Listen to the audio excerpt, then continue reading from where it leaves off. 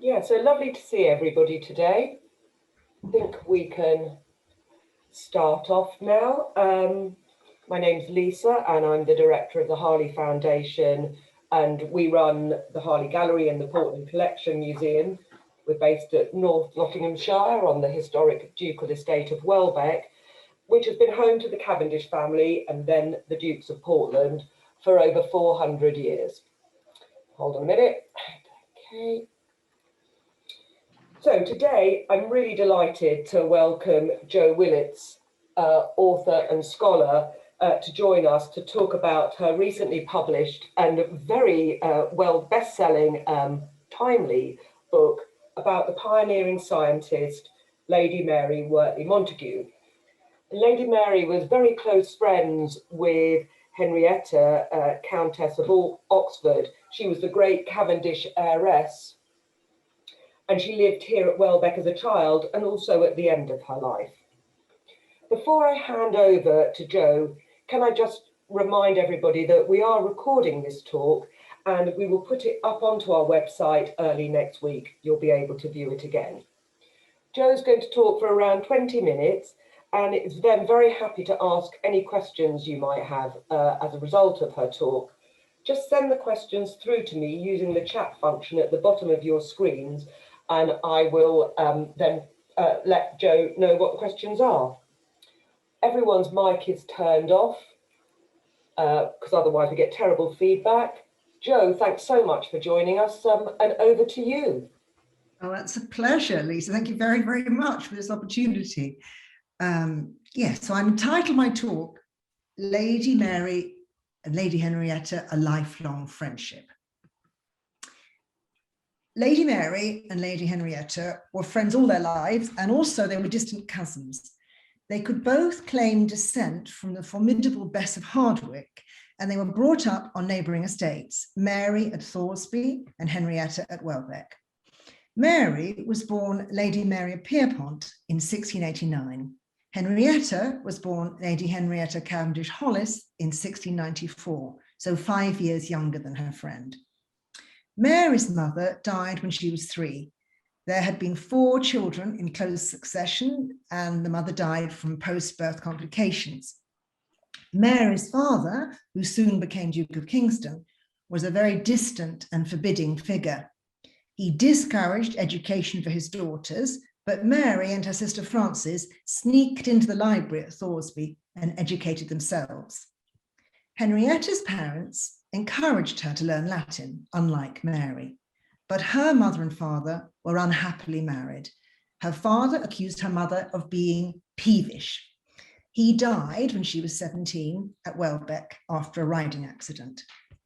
Mary was the oldest of 4 children. She had 2 younger sisters and a brother, William, who would die of smallpox aged only 19. Henrietta, by contrast, was an only child.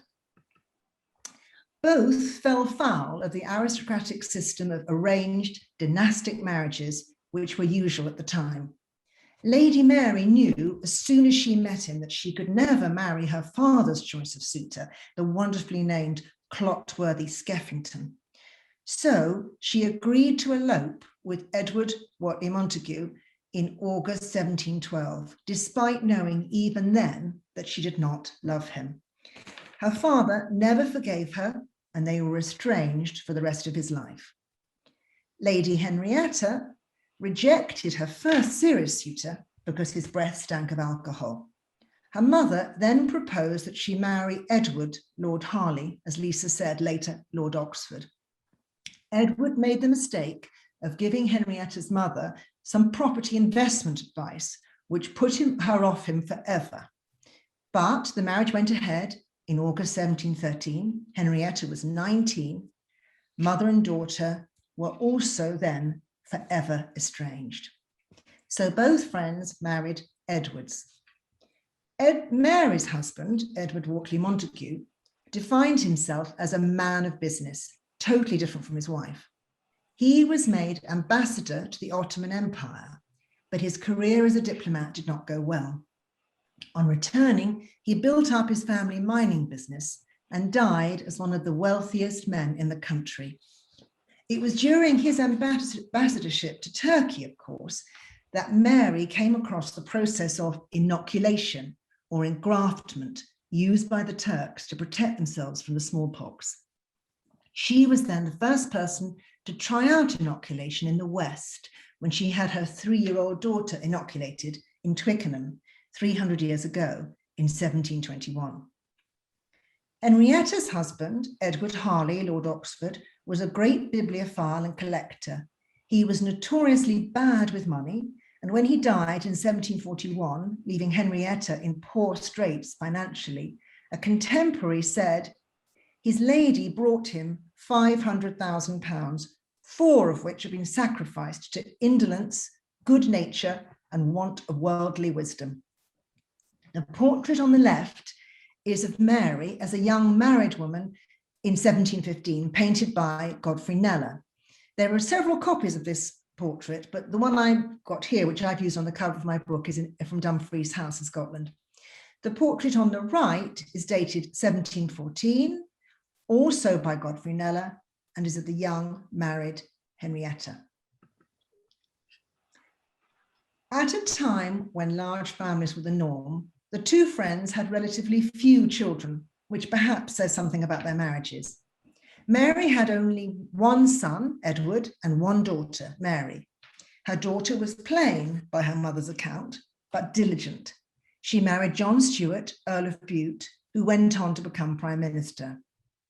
Edward, her son, 4 years older than his sister, caused Mary endless heartache, from running away to sea, to marrying a washerwoman, to forever running up debts, to being imprisoned in Paris with his second bigamous wife, and then being imprisoned for extortion.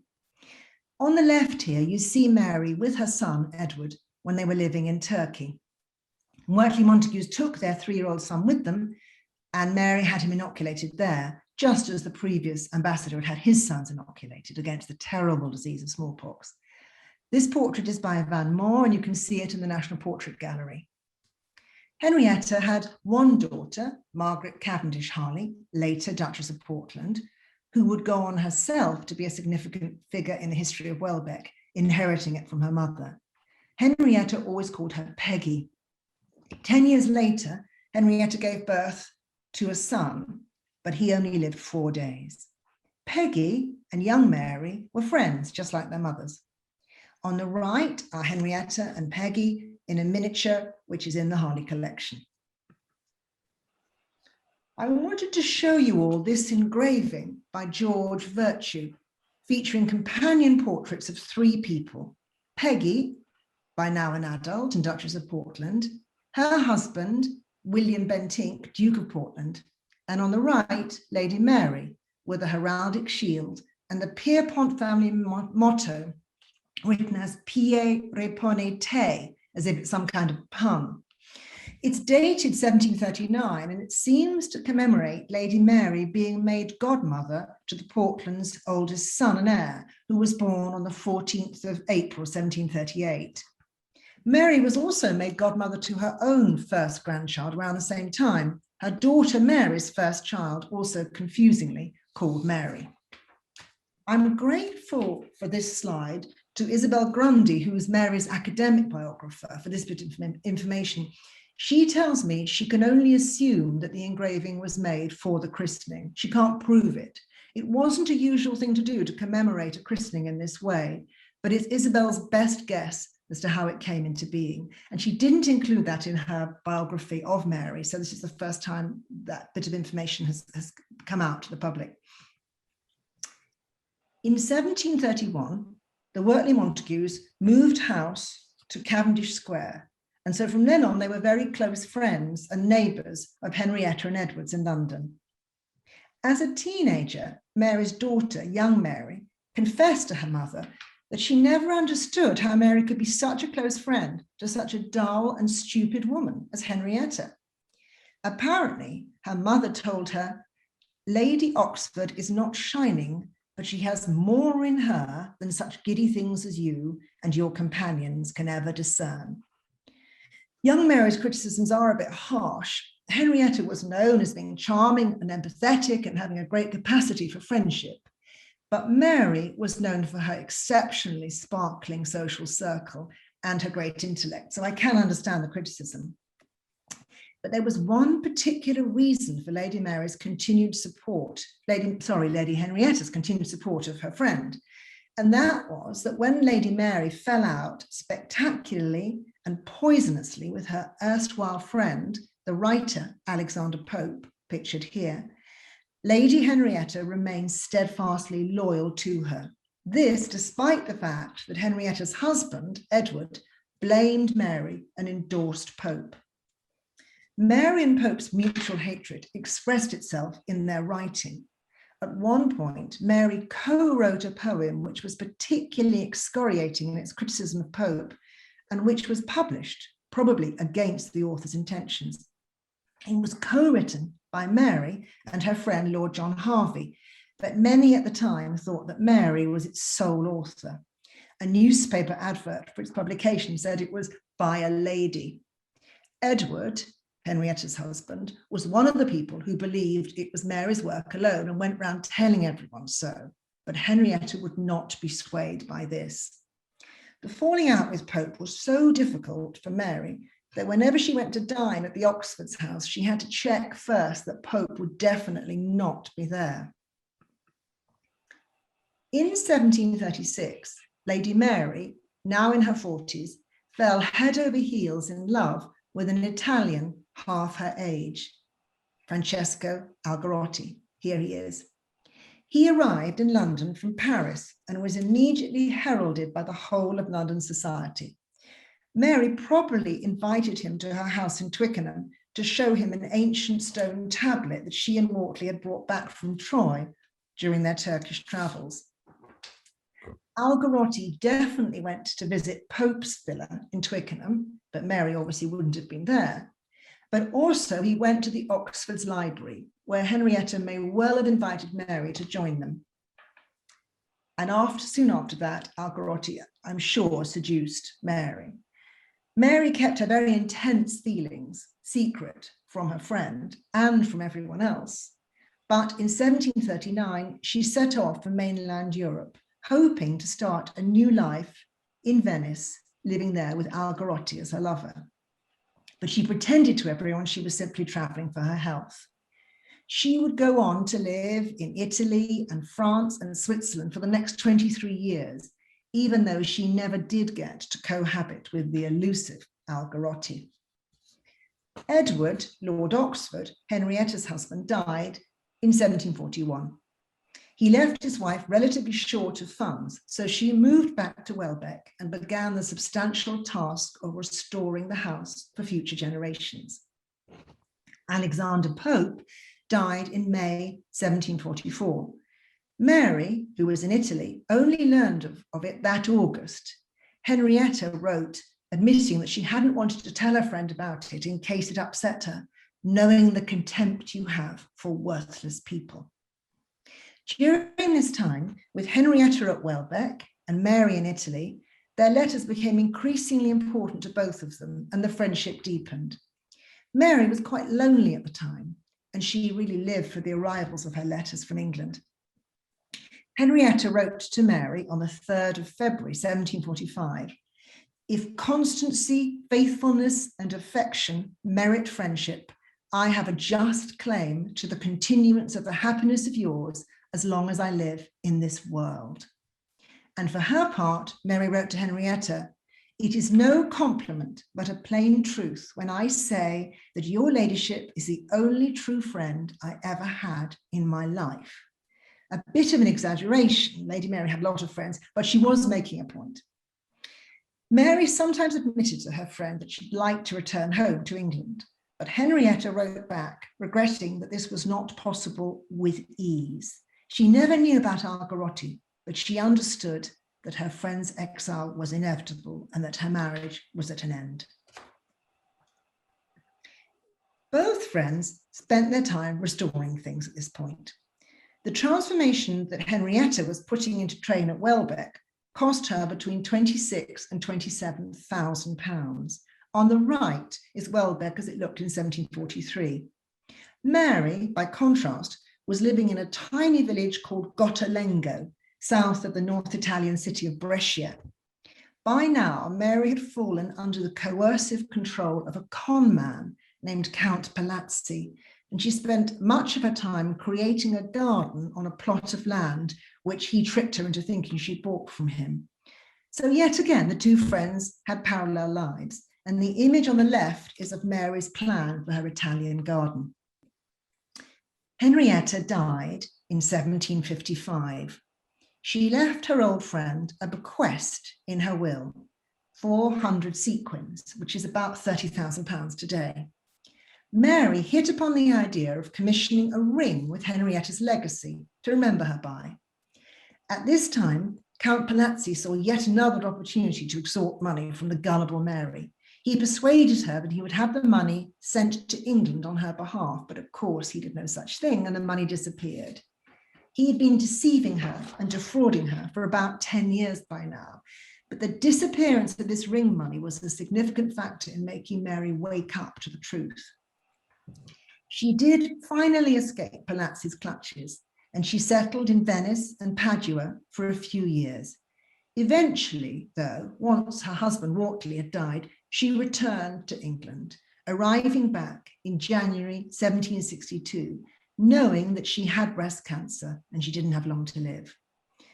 It's unclear whether she ever retrieved the ring that she had made with Henrietta's legacy, or whether she just commissioned another one. But however it came about, when Mary herself died, 7 years after Henrietta, in August 1762, she bequeathed to Henrietta's daughter Peggy none other than a diamond ring. And that's the end of my talk. And I'm just putting up for you a little something about my book, which is, as Lisa said, about Mary. But over to questions now. I can't hear you, Lisa. There we go. Is that all right? Yeah. Yes, so, that's great. Yes. Any questions, just send them on the chat bar, and then I think we'll all be able to read them, including Joe. Joe, what I wanted to ask you, I mean, obviously that's just a really fascinating sort of picture of this sort of strangely, what shall I say, innocent woman who's gullible, and yet at the same time with this prodigious scientific and academic ability and prescience. And I just wonder if you could talk a bit more about that. Yes, of course. Yes. I mean, in my book, you see, I call her scientist and feminist. Now, neither of those words existed at the time. It's important to say that. People talked about man of science, but they didn't talk about a scientist. You couldn't be a woman of science. And obviously, it's not a scientist as we think of today. You know, there weren't Bunsen burners, there weren't pipettes, so to speak. And similarly, feminist is a word that came in the 19th century. But I think from this perspective, we can use those terms about Mary. As I say, she was self-educated because her father didn't want her to be educated, and her governess's whole aim was to keep her out of the library and teach her things like sewing. So, but from an early age, she was very, very intelligent and intellectual, and it was very important to her that she was clever, and she was known in her lifetime as being, you know, one of the most clever people of the time. And of course, she went to Turkey, and she looked at what was happening there and the fact that people were doing something that meant that smallpox was much less dangerous. And she analyzed it, and she worked out that you didn't need to medicalize the process, and that you could do that by inoculating, simple inoculation. You didn't need doctors. And she was brave enough to try that back in England. And she analyzed the risk to her children about whether she should do it or not, and she decided it was worth doing. I mean, that is quite extraordinary. In 17 whatever, to risk inoculating a 3-year-old child, where even now in 2021, there are parents who feel very anxious about the science of inoculation. I know. And of course, what's interesting in that is that Mary was against doctors, because she felt that what happened with inoculation was it's really just a simple folk practice.